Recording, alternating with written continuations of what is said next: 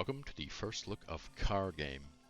This is the 80s car-based action roguelike that I'm spending all my money on. Currently about to be 40 grand deep, but that's okay because I think we're making something cool here. So the way this game works is it's an action. I'll just hop in. It's an action roguelike, but it's all car-based, and not just car-based. Oh, that thing on top is gonna freak out and cause problems. Oh no, we're good. So everything, or almost everything in this game, upgrade-wise, goes to your car, and more specifically, its engine. So I'll just drive around, get some levels. I got 3 levels. We have it leveled up quick right now.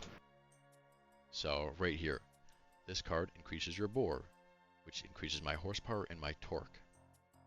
Horsepower in this game is your damage modifier. So the more horsepower you have, the more damage your things do.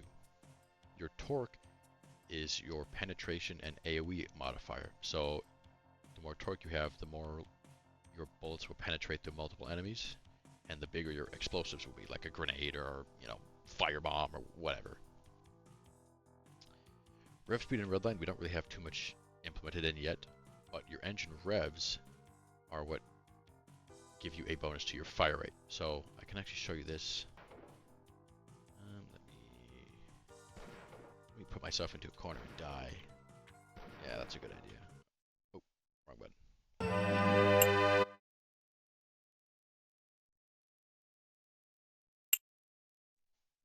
So,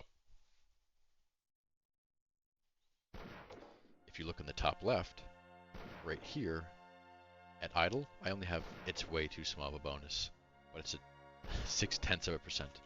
But as I drive around, get some more boost going, see how it climbs.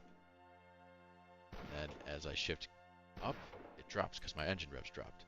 So as you drive around and your engine is doing engine things, you will get different bonuses based off of that. So it's a very cool way to integrate that into this game. So let's do add a cylinder.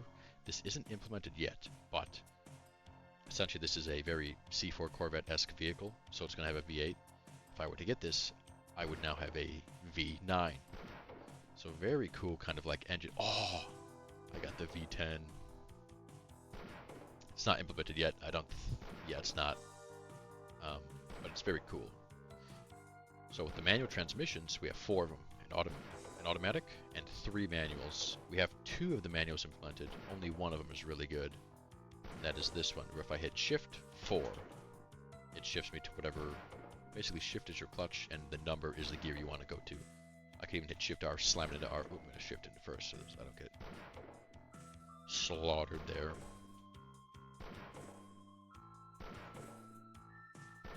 It's very.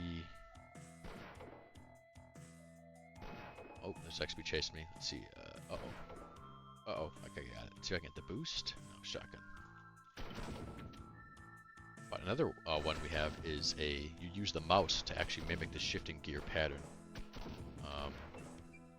So it's if I hit shift and then mouse, I can do that.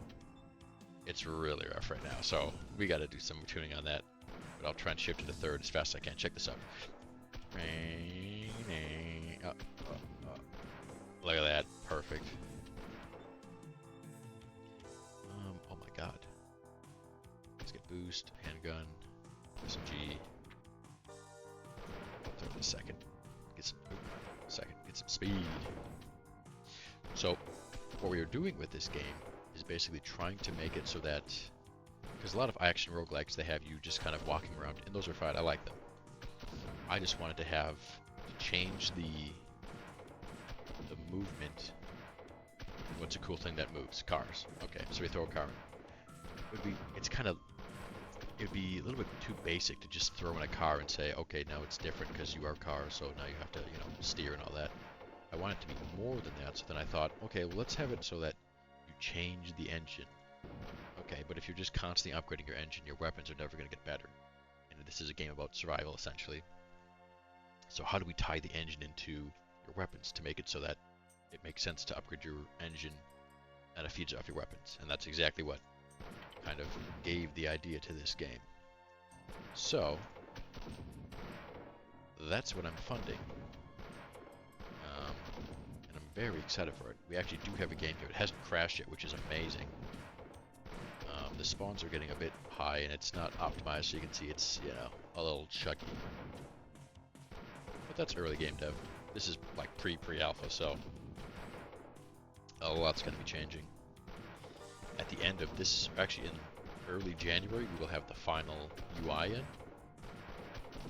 And then probably February to March is when we're going to have the Kickstarter for it to get the rest of the funding, because...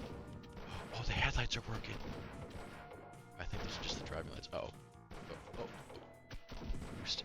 Boost? Oh, yeah. Kickstarter things that are notable. If we get to $100,000, all of the assets for this game, when it's done, it'll look better. Will be made open source. All you have to do is give credit. You can use any of them. Some of the music too. A lot of the music, maybe not a lot, but some of the music my dad made in the 80s. So that's going to be made open source as well. So you can just use like the music he made, very authentic 80s, because it was made in the 80s with 80s stuff. I actually had to convert them off cassettes to get them, so you know it's real. Ooh, there's a cool thing you can do. If you hit tab, it goes first person. This gave me some ideas. I don't know if we're really going to do anything with it, but I might leave it in just because it's cool. Kind of see it like, hey, what's ahead? I do want to add a mini-map too, just because, you know, if you're flying through the map and you don't see something ahead of you, you slam into it, that's not very fun. So, just give you a mini-map in case you want to do like a high-speed build. You can actually know where you're going, or know what's ahead of you. Let's see. Also, the name of the game is Cargame right now, but that's a placeholder. If you back a certain tier in the Kickstarter, you're going to be able to submit a name that everyone else is going to vote on. Everyone's going to be able to vote, even if you don't back the game. They'll get one vote. But if you back it, I will be able to see essentially what backer tier you are and give more weight to those votes. I think $5 to get your name in the credits. Your vote counts for 2 weight. So you basically doubled your vote.